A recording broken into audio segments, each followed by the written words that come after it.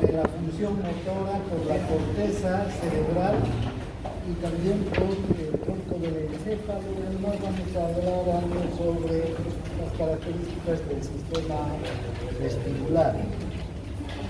Entonces, como ustedes recordarán, la corteza cerebral está topográficamente dividida en 50 áreas, ¿no? Las áreas de Brodmann. Y hemos ya hablado de área 1, 3, 5, 7, que forman parte de la corteza somatosensitiva. Ahora vamos a hablar de la corteza motora, las áreas de Brodmann que forman parte de la corteza motora y la importancia que tienen estas áreas 4, 6 en la, digamos, planificación y en la ejecución de las actividades motoras. Bien.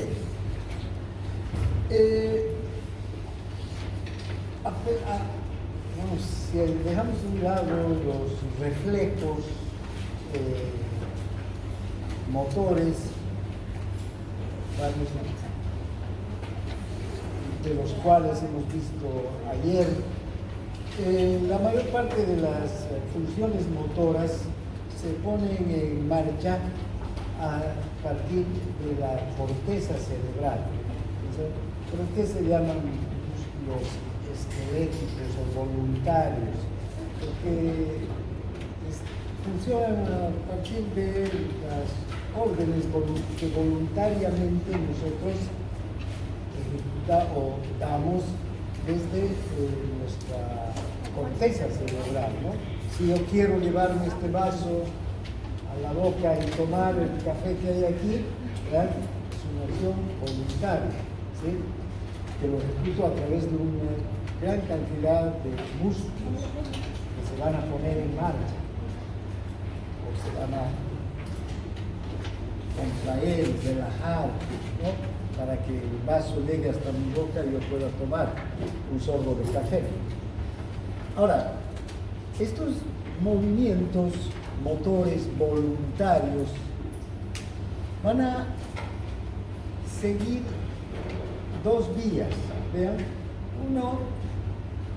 una vía va a ser a través de patrones de funcionamiento que están almacenadas en las regiones inferiores del encéfalo.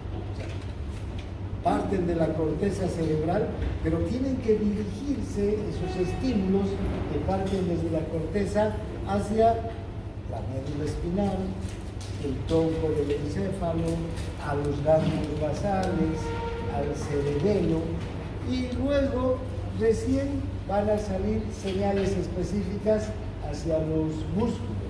Entonces, no es que parte una señal desde mi corteza motora y se dirige directamente hasta el asta anterior de la médula y luego hacia el músculo.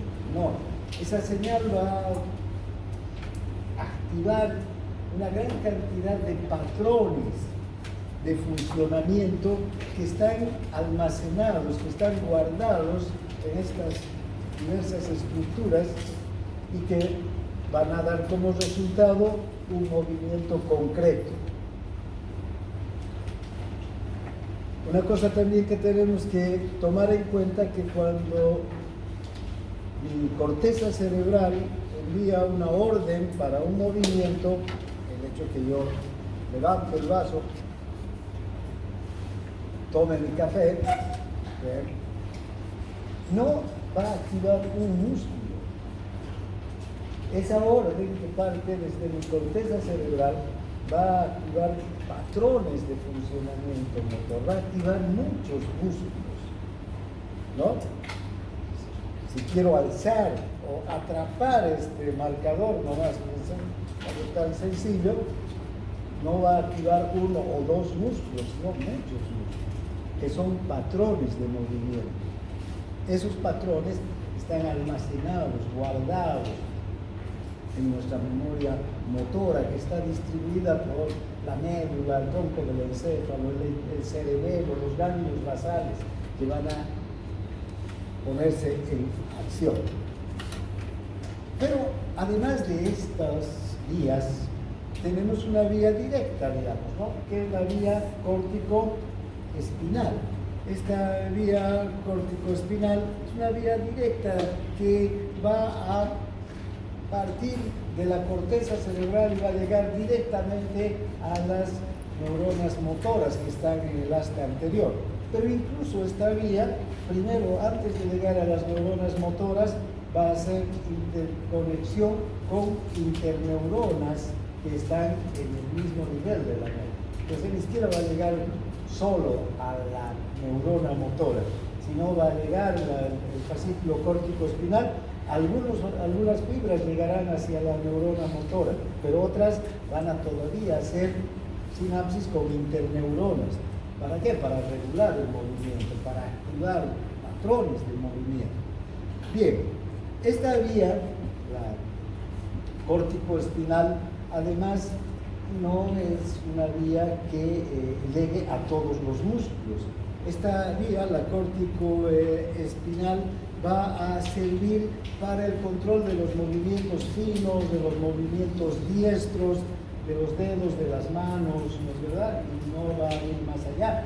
Otras vías son las que van a emplearse para el control del resto de los movimientos musculares. Bien, entonces, la corteza cerebral tiene estas características de desencadenar, o sea, de enviar, ¿no?, órdenes motoras hacia los músculos para que, ya sea a través de la activación de patrones de funcionamiento o por esta vía directa, la córtico-espinal, se produzca el movimiento en alguna parte de nuestro cuerpo. Entonces, nosotros tenemos una corteza motora. Esta es, así como hemos visto, la corteza somatosensitiva, hasta esa corteza a la que llegan todos los estímulos sensitivos. Desde esta corteza motora van a partir todos los estímulos motores, todas las órdenes motoras. ¿Qué características tiene entonces la corteza motora? Ustedes observan este gráfico, vamos a poner aquí el puntero. La corteza motora ocupa la primera circunvolución de los lóbulos frontales. Está exactamente por delante del surco central o de la cisura de Rolando. Por detrás de esta cisura, ¿quién está? La corteza somatosensitiva. ¿Dónde está la corteza somatosensitiva? Toda esta área, 1, 2, 3, 5 y 7, es la corteza somatosensitiva. Por delante, entonces, está la corteza motora. Y fíjense qué áreas de Brodmann corresponden a la corteza motora: el área 4 y el área 6. Ahora, esta corteza motora tampoco es uniforme, ¿no? No es el área 4 y el área 6 igual. Vamos a tener también que la corteza motora se va a dividir en 3 subáreas. Una corteza motora primaria, que tiene unas funciones, un área premotora, que tiene otras funciones, y un área motora suplementaria, que también va a tener otras funciones diferentes. Veamos qué hace la corteza motora primaria y dónde está la corteza motora primaria. Está en la primera circunvolución frontal. Está inmediatamente por delante de la cisura de Rolando. Vean, y en la parte inferior, ¿dónde va a comenzar? En la cisura de Silvio. Esta es la de Silvio y esta es la de Rolando. Entonces, esta parte es la corteza motora primaria.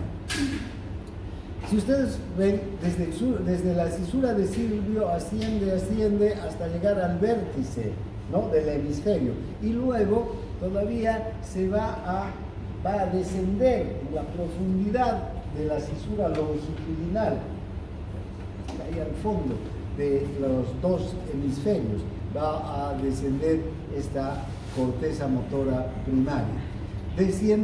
ocupa prácticamente la totalidad del área 4 de Brodmann, la corteza motora primaria.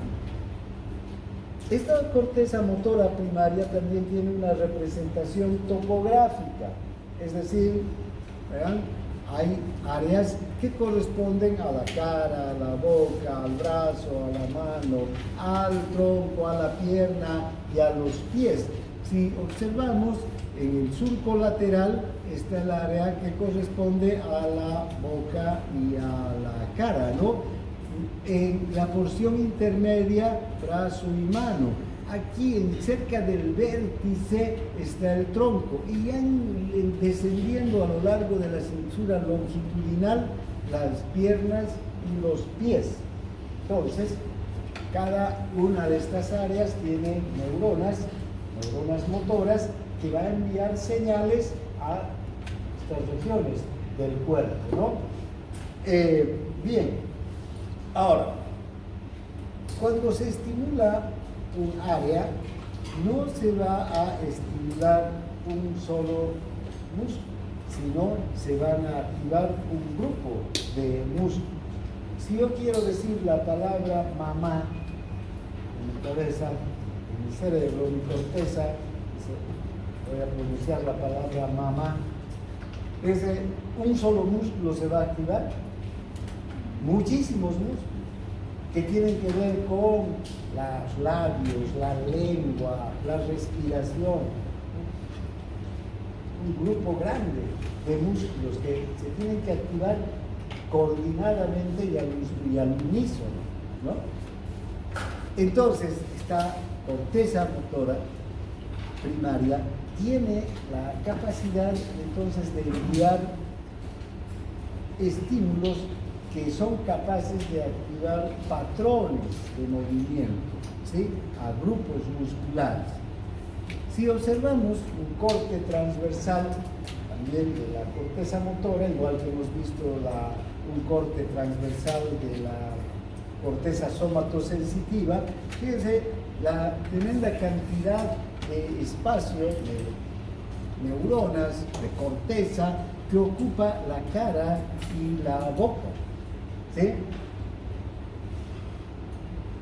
La cara tiene la capacidad, los músculos de la cara tienen la capacidad de transmitir cerca de 60 expresiones diferentes. Acabas de hacer un movimiento, ¿no? O podemos, tal vez alguno de incredulidad, otro de sorpresa, otro de duda. Es decir, podemos cambiar la expresión de nuestro rostro con un pequeño movimiento muscular, de alegría, de pena, ¿no?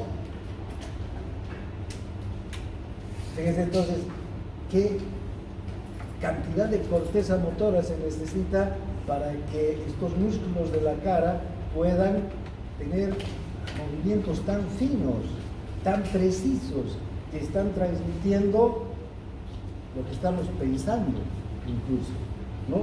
Nuestros sentimientos, nuestras actitudes. Además, aquí está la lengua también.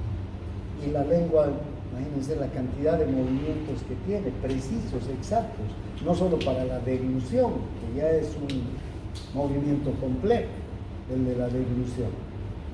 Cuando la lengua tiene que llevar el bolo alimenticio hacia el paladar duro, luego al paladar blando y enviarlo hacia la orofaringe para que se produzca la deglución. Es un movimiento. O de lamer, otro movimiento, varios, ¿no? Pero los más complejos vendrían a ser los del habla. Nuestra lengua, capacidad de movimiento diferente que tiene que tener para pronunciar una sílaba u otra. Entonces, tenemos una gran parte de la corteza para la vocalización. Otra parte es solo la vocalización, para la cara, para los párpados, ¿no? Todo este es un área muy grande. Otra área tremendamente grande lo tiene la mano. La cantidad de movimientos que podemos hacer con la mano, y los más finos.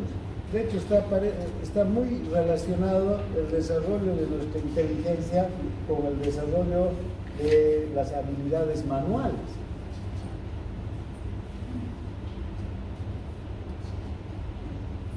Qué cantidad de actividades diferentes que podemos realizar los humanos con nuestra mano, ¿no? Desde cocinar, sembrar, tocar un instrumento, ¿sí? Manejar una computadora, operar. O sea, la mano tiene una cantidad de movimientos enormes y movimientos muy finos y diestros. Entonces vean el espacio que tiene. El dedo pulgar tiene un espacio muy importante. De hecho, el hacer este movimiento en pinza nos diferencia del resto de los homínidos. Los monos no pueden hacer eso. Hacen este movimiento. No pueden hacer esto. Este movimiento nos ha permitido desarrollar muchas habilidades manuales. Bien, el resto de nuestra área motora, entonces, el resto del área motora es ya pequeña para todo el tronco, todo el abdomen, las piernas mismos, los pies más o menos tienen una área también relativamente importante, pero la mayor parte del área motora, ¿quiénes ocupan? La cara, la lengua y las manos y los dedos, ¿no? Ya han visto el homúnculo el otro día, ¿no? Somos cara y manos prácticamente en el homúnculo sensorial de Berkeley, y cara y manos también en el homúnculo motor de Berkeley. Bien, ahora, fíjense, estamos hablando del área motora primaria, ¿no? Que cada vez que se va a desencadenar o se va a estimular el área motora para desencadenar un movimiento determinado, se va a activar un grupo de músculos, varios músculos para un movimiento. Entonces, la excitación de una neurona aislada de la corteza motora primaria, ¿qué va a hacer? Va a activar un movimiento específico, no va a activar a un músculo. No tenemos una neurona que activa un músculo, sino tenemos una neurona que activa un movimiento específico. Ese movimiento se guarda en nuestra corteza desde la primera vez que lo hacemos, ¿no? Y va a excitar, este movimiento va a excitar a muchos músculos entonces. No va a excitar a un solo músculo, sino a muchos músculos independientes, pero que en conjunto, vean, van a aportar fuerza y dirección al movimiento. Bien, nuevamente el área motora y el homúnculo, ¿no? ¿Qué es el homúnculo motor? Tenemos las manos, cara, lengua, ¿no? Ocupa entonces estas dos estructuras, estas dos áreas de nuestro cuerpo, ocupan la mayor parte de nuestra corteza motora. Ahora, también tenemos el área premotora. Este es el área más, digamos, fascinante del área motora. ¿Qué pasa con el área motora? Fíjense, está 1 a 3 centímetros por delante de la corteza motora primaria. Viene a ser esta parte de aquí, de la cisura de Silvio subiendo hasta cerca del vértice, no llega hasta el vértice, ¿no? En este punteo se queda el área premotora. Bien, ¿qué representación gráfica también tiene el área premotora? Va a tener una representación gráfica. para la cara, para el brazo, para el tronco, para la pierna y los pies. Desde luego, toda esta representación gráfica del área premotora es vecina a la representación gráfica del área de la corteza motora primaria. Entonces también aquí está para la cara, para la lengua, para las manos, para los brazos, para el tronco, para los pies, ¿no? Va a ser vecino. Ahora, ¿cómo funciona? Vean el área premotora.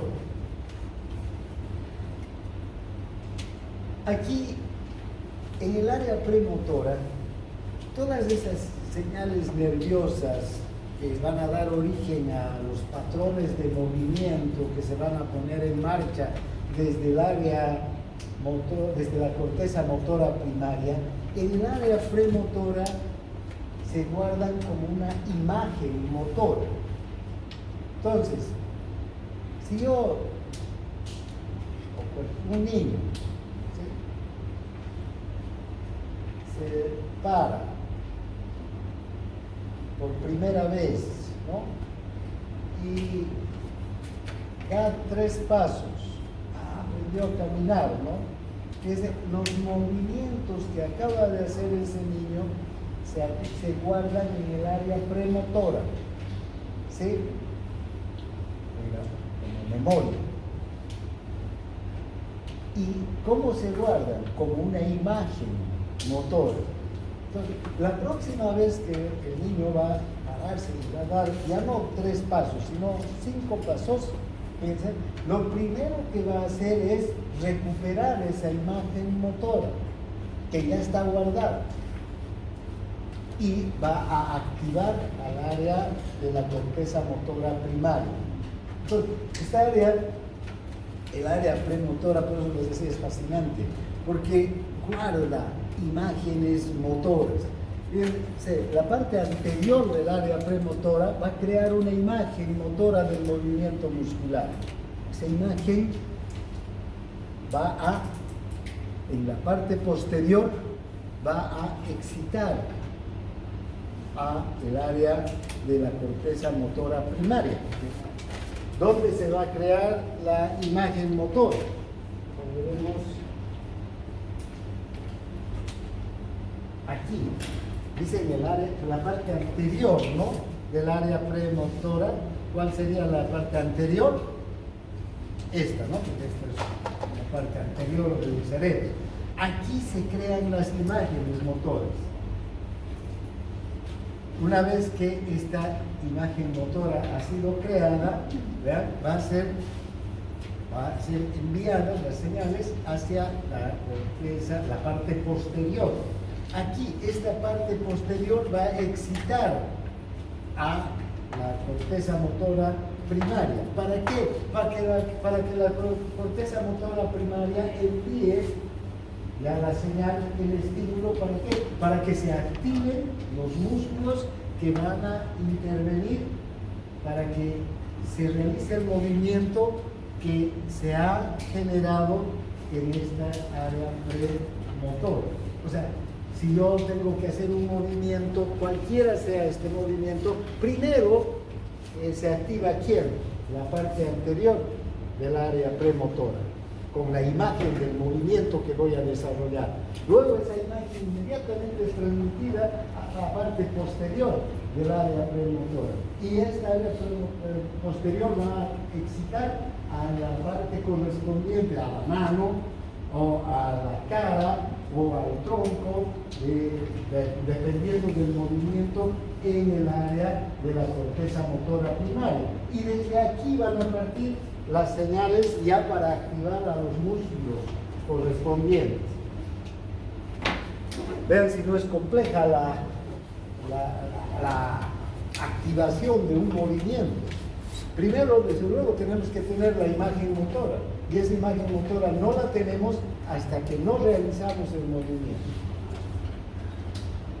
Y un movimiento va a ser perfecto cuantas más veces lo realicemos, ¿no es verdad? Más veces hagamos el movimiento, en nuestra área de la corteza premotora se va a guardar la imagen motora del movimiento perfecto. ¿Sí? Si ustedes quieren que se saltar una luz, ¿no? Entonces, la primera vez lo van a hacer bien, no. Ustedes ya han ido al anfiteatro, ¿sí?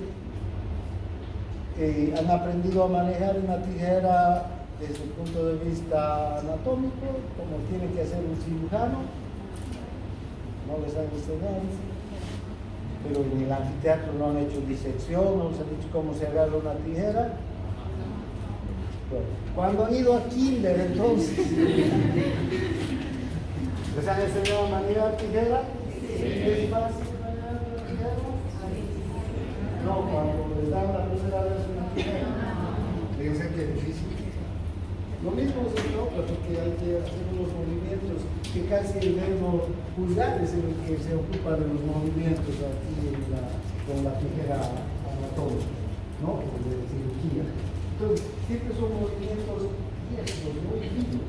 Al principio esos movimientos no están guardados ¿dónde? En el área premotora, no tengo esa imagen hasta que realizo por primera vez. Hago la primera vez y se guarda. Pero, fíjense, la primera vez va a ser un movimiento tosco, todavía mal ejecutado. Y conforme voy realizando el movimiento, se va mejorando la imagen motora. Entonces, después, cuando ya he ejercitado mucho y agarro una tijera, ya no tengo necesidad de seguir cada paso para hacer el corte. Inmediatamente empiezo a ejecutar el movimiento. ¿Por qué? Porque ya la imagen motora está guardada e inmediatamente es empezada a transmitir desde la corteza motora. Incluso nos adelantamos a la imagen motora o al movimiento con la imagen motora, por eso los movimientos son tan rápidos. ¿Sí? Podemos hacer un movimiento en fracción de segundos, ¿no? Cambiar el curso de un movimiento. ¿Por qué? Porque tenemos guardado. Si no lo tenemos guardado, no vamos a ejecutar nunca ese movimiento. Por ejemplo, este futbolista Messi, la cantidad de movimientos que tendrá para sus pies, su cintura, etcétera, en su área premotora, ¿no? Porque los ha ejercitado, los ha guardado. Yo me pondré a hacer uno de esos movimientos, no voy a hacer, me voy a caer tal vez, ¿no? Al intentar hacer uno de esos movimientos. Porque no tengo en mi área premotora guardada ese movimiento. Sí. Es lo que se conoce como memoria muscular. Claro, es la memoria. Sí, porque está guardado en memoria, ¿no? Sí. Bien, entonces, fíjense, volviendo aquí, la parte anterior entonces del área premotora crea una imagen motora del movimiento muscular, que la parte posterior del área premotora está más atrás, la que está ya en directa relación con la corteza motora primaria, con el área 4 de Brodmann, ¿vean? Va a excitar un patrón sucesivo de actividad muscular necesaria para estimular ¿a quién? A la corteza motora primaria, que está todavía un poco más atrás. Y esta, recién la corteza motora primaria va a activar el conjunto de músculos, ya sea de forma directa por la vía piramidal o a través de las vías paralelas que van a seguir por los ganglios, por el tálamo, por el cerebelo y todas las estructuras subcorticales. Entonces, vean, es así como funciona esta corteza motora o esta área motora premotora. Ahora, tenemos el área motora suplementaria. Esta área motora suplementaria, vayamos atrás, ¿dónde está? Aquí. Fíjense, es esta parte ya del vértice, ¿no? La parte superior, ¿no? Del área 6 de Brodmann, ¿sí? Esta ocupa la cisura longitudinal, porque además desciende a lo largo, en la profundidad de la cisura longitudinal, unos centímetros por la corteza frontal superior. Ahora, ¿qué hace esta área motora suplementaria? va a, desde luego, funcionar en consonancia, en asociación, en coordinación con el área premotora. Y ven, tiene una característica de estimular contracciones bilaterales, es decir, en los dos hemicuerpos, ¿no? Su actividad entonces va a desembocar en movimientos de prensión bilateral de ambas manos. Voy a trabajar con mis dos manos al mismo tiempo. Fíjense, podemos trabajar, ¿no?, con las dos manos al mismo tiempo y coordinar los movimientos de cada mano, así sean diferentes, no van a ser siempre los mismos. Pero puedo hacer con esta mano un movimiento y con esta otra, pero son movimientos coordinados. No es que la mano derecha está haciendo lo que le da la gana y la izquierda lo que quiere, sin que haya una coordinación, ¿sí? Y esto sirve para no solamente los movimientos de las manos, sino también para movimientos posturales de todo el cuerpo. No es que la mitad de mi cuerpo está haciendo un movimiento y la otra mitad un movimiento tan diferente que la mitad derecha no sabe cómo responder a la mitad izquierda. No, las dos mitades funcionan en coordinación, ¿no? Movimientos de fijación de los diversos segmentos corporales, dónde está mi pierna izquierda y dónde está mi pierna derecha, siempre tienen que estar en coordinación. No puede ser que las dos piernas quieran alzarse al mismo tiempo, a no ser que yo quiera saltar, pero si estoy caminando, ¿verdad?, una pierna va a adelantarse a la otra en cada movimiento, y entonces hay una coordinación. Movimientos posturales de la cabeza y de los ojos, ¿sí? ¿Dónde dirijo mi cabeza y a dónde dirijo mis ojos también, mi vista? Y finalmente es una base para el control motor más fino de los brazos y de las manos, a cargo del área premotora y de la corteza motora primaria. Enseguida vamos a ver que hay área exclusivamente de las habilidades manuales, que involucra el área de la corteza motora suplementaria, que involucra al área de la corteza premotora y que involucra también al área de la corteza motora primaria. Pero esta se refiere a la capacidad de desarrollar habilidades manuales, ¿no? Bien, entonces, ven estas áreas importantísimas para el humano y para nuestro desarrollo como especie, que están en la corteza motora y que son áreas especializadas, ¿no?, que no solamente van a generar movimientos, sino que son movimientos que nos distinguen y que nos ponen en un plano superior en la evolución. Hay el área para las habilidades manuales. Nosotros tenemos una capacidad de desarrollar habilidades manuales tan grande que hemos hecho herramientas, hemos hecho instrumentos, hemos hecho imágenes, arte, ¿no?, enorme, o sea, súper complejos. Hay un área destinada. ¿Ustedes creen que un caballo, por ejemplo, tendrá esta área para las habilidades manuales desarrollada como tenemos nosotros en el cerebro? No.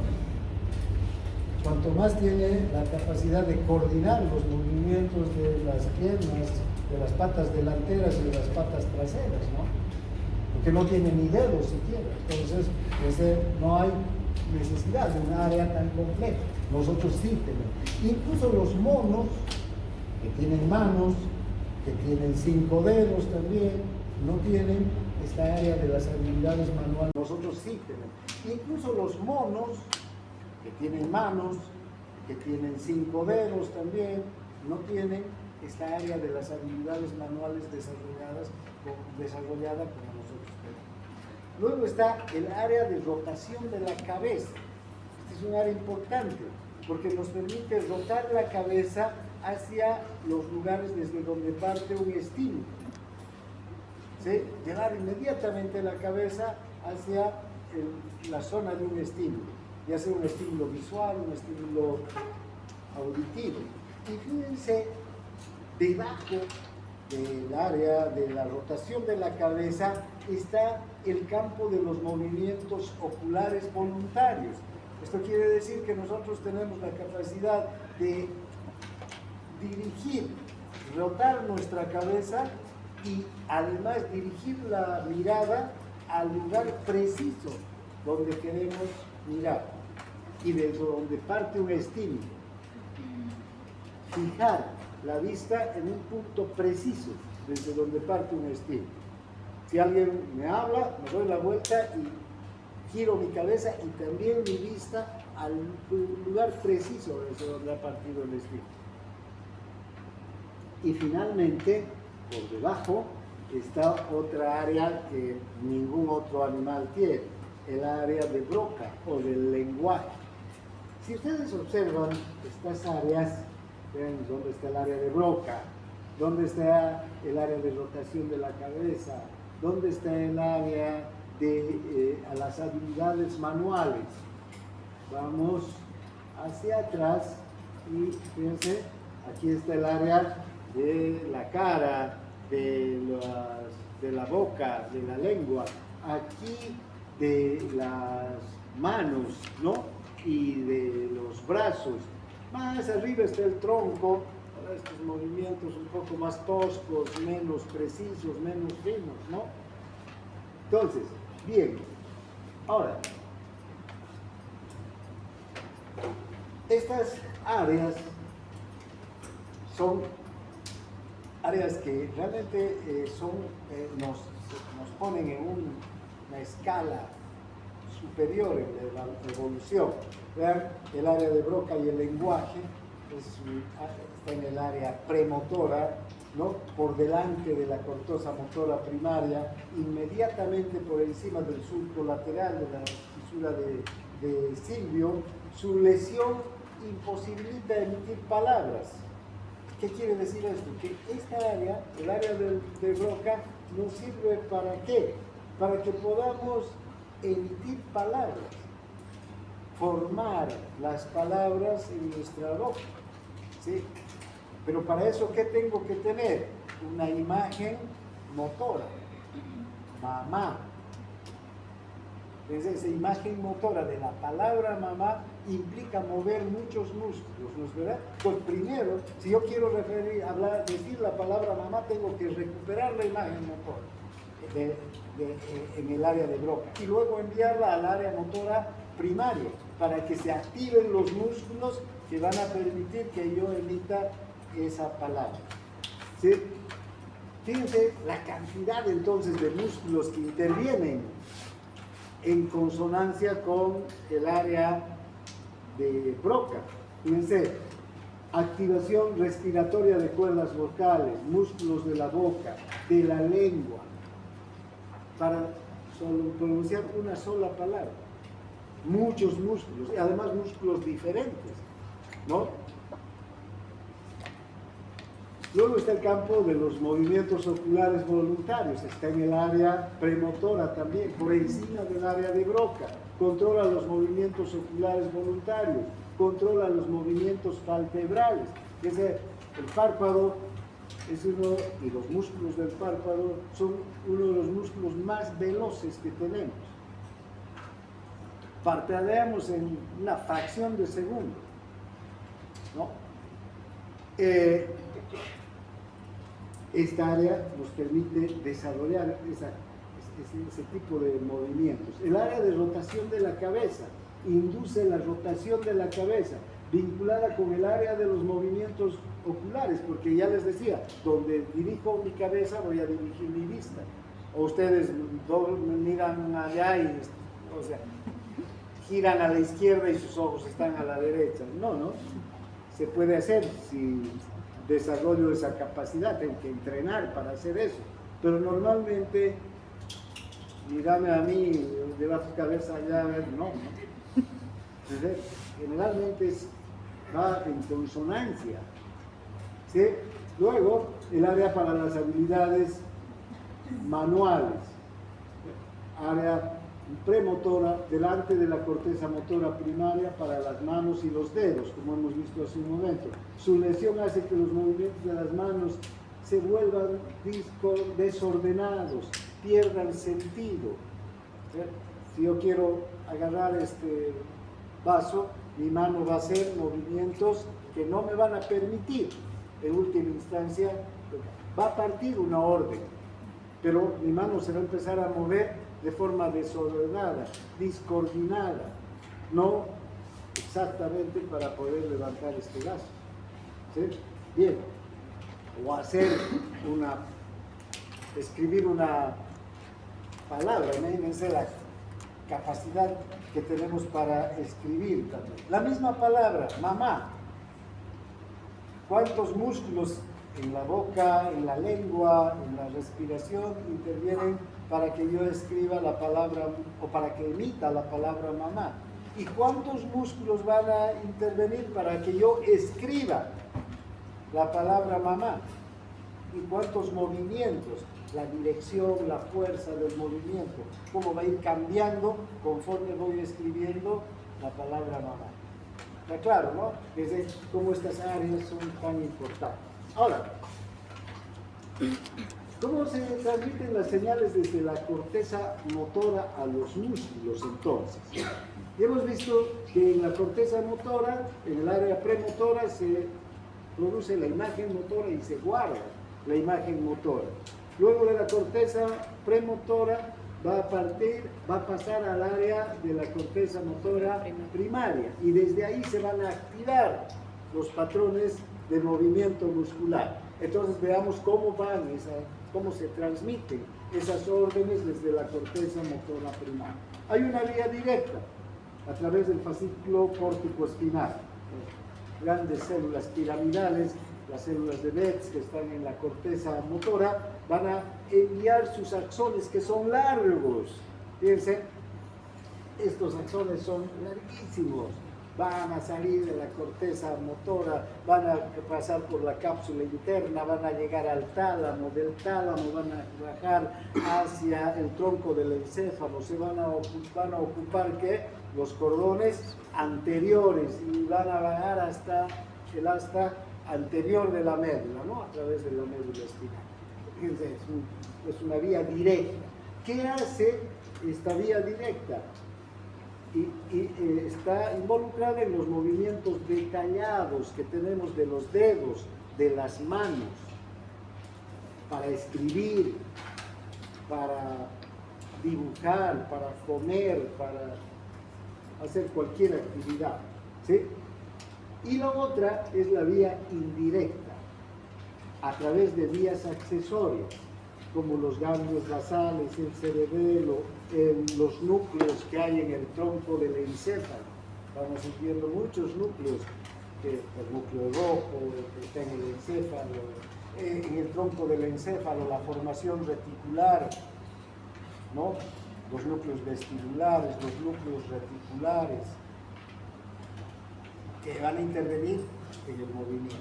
Entonces, fíjense, cuando parte una orden para un movimiento, puede bajar a través del fascículo córtico-espinal, si va hacia las manos y en especial hacia los dedos. Pero si va hacia cualquier otra parte del organismo, va a usar estas vías accesorias. De hecho, el núcleo rojo es un núcleo accesorio o paralelo a la vía córtico-espinal. Pero fíjense, primero hay el fascículo córtico-rúbrico, que va de la corteza al núcleo rojo, y luego el fascículo rubroespinal, que va del núcleo rojo hasta la médula, hasta el asta anterior de la médula. Pero además desde el núcleo rojo van a ir conexiones ¿con quién? con otras estructuras que están en el tronco del encéfalo, que están, van a ir conexiones con quién, con otras estructuras que están en el tronco del encéfalo, que están en el mesencéfalo y que van a coordinar el movimiento para que el movimiento sea preciso, tal como se ha definido en la imagen motora. Bien, porque vean, si no hay una buena coordinación, ¿sí? El núcleo rojo, el cerebelo, los ganglios basales o el mismo aparato vestibular está alterado, cualquier imagen motora, por muy perfecta que esté en el área premotora, ya no va a poder ser ejecutada tal y cual se va a conseguir en la imagen motora. Va a ser un movimiento alterado. Entonces, todas estas estructuras tienen que funcionar perfectamente y en coordinación para que el movimiento salga tal como será, digamos, generado en el área premotora, en la imagen motora. Bien, entonces aquí tenemos el fascículo córtico-espinal o vía piramidal, donde se origina en las células gigantes, en las células de Bett, en las células piramidales que están en la corteza motora. ¿Ven? Pero no solamente este fascículo se origina en la corteza motora, 100%, también hay una cantidad de fascículos de axones que participan de la vía piramidal que se originan en la corteza somatosensitiva para coordinar precisamente la acción a partir de los estímulos sensitivos que están llegando a la corteza somatosensitiva. O sea, el 30% de todos los axones que están descendiendo por la vía piramidal se origina en la corteza motora primaria. El 30% en la corteza del área premotora y de la corteza motora suplementaria y un 40% en el área somatosensitiva. Muy bien, desde estas áreas, desde el área motora y algo del área somatosensitiva, van a descender, ¿no? Van a atravesar la cápsula interna, luego van a descender hasta el bulbo raquídeo, van a formar las pirámides, ¿no es verdad? Y luego va a llegar hasta la médula. Bien, ¿dónde se originan entonces este fascículo córtico-espinal? En estas células gigantes, células de Bett, células piramidales, ¿no?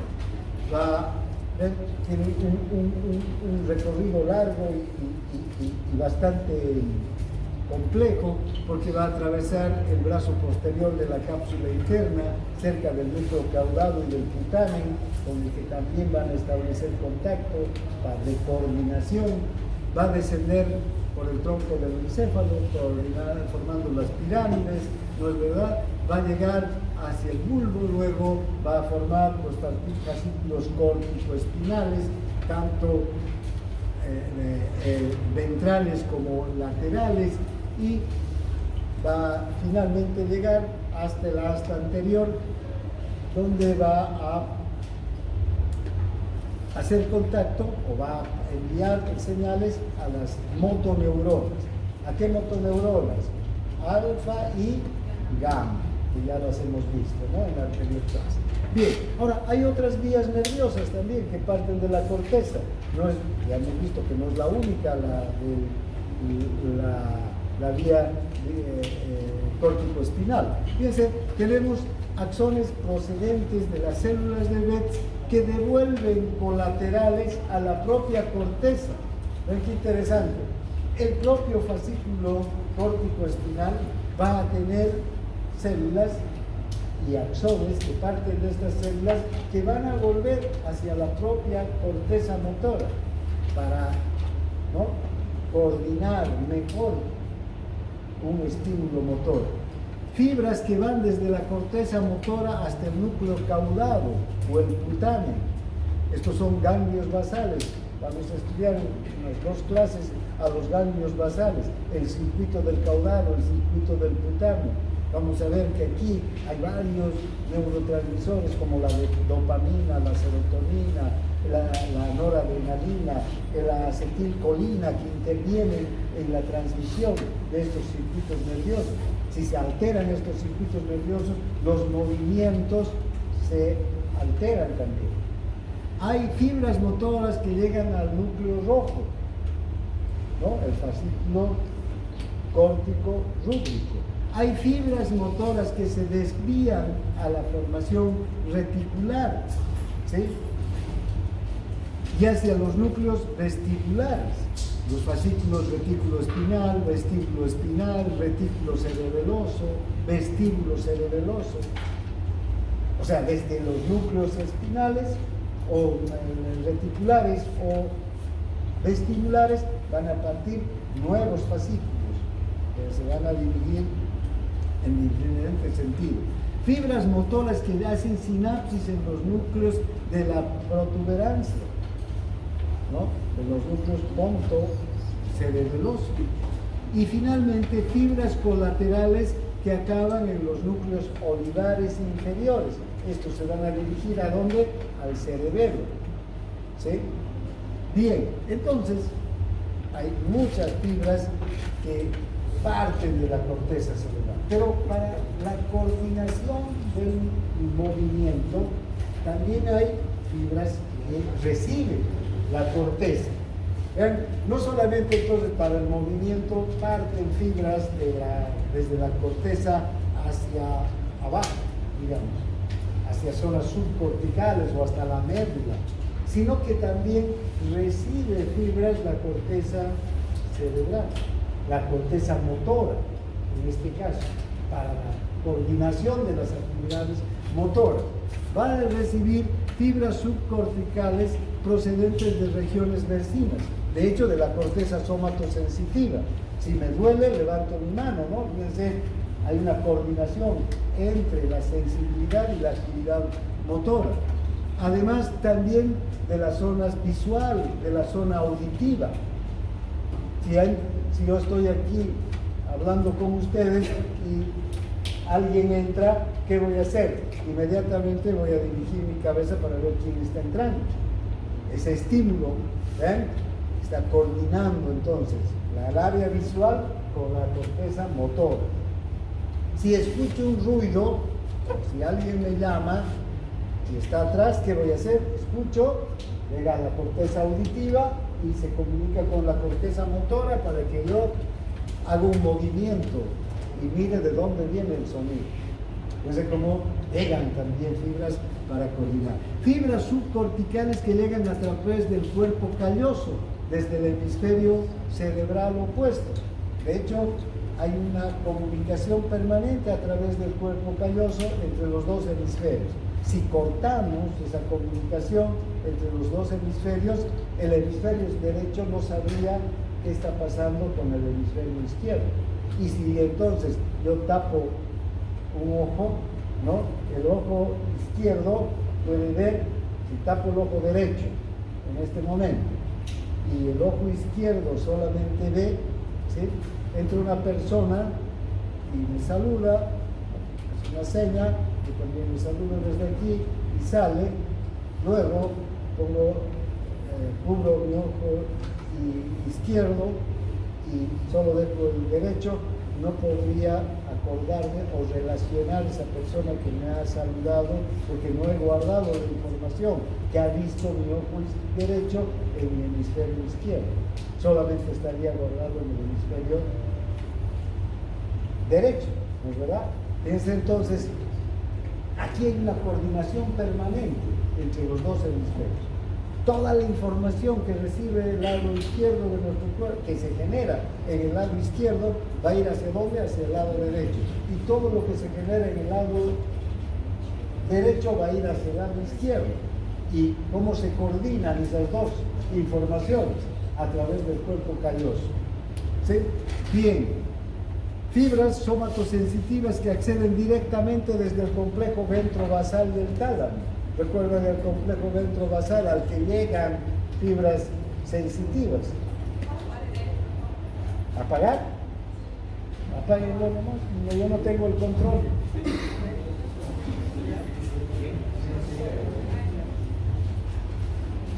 Fascículos surgidos desde los núcleos ventrolateral y ventroanterior del tálamo. O sea, hay fascículos que desde estos núcleos se van a comunicar con la corteza cerebral y que además reciben fibras procedentes de los ganglios basales. Vayan acordándose de todos estos fascículos, porque después, enseguida nomás, ya vamos a empezar a hablar de la coordinación del movimiento, ¿no?